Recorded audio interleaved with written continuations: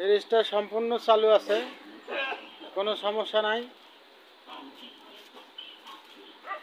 ফ্রিজটা হলো 10 সেফটি, হ্যাঁ, একদম রানিং ফ্রিজ। ভিতরে বাইরে সব ক্লিয়ার। এটা দরজা, এই যে ডোরটা এখানে, উপরে ধরার হ্যান্ডেল আছে, হ্যান্ডেল আছে।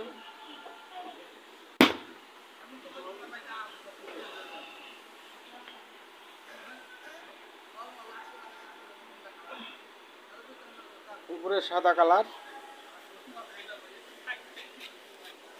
পিছন সাইডে কন্ডেন্সার লাগানো আছে।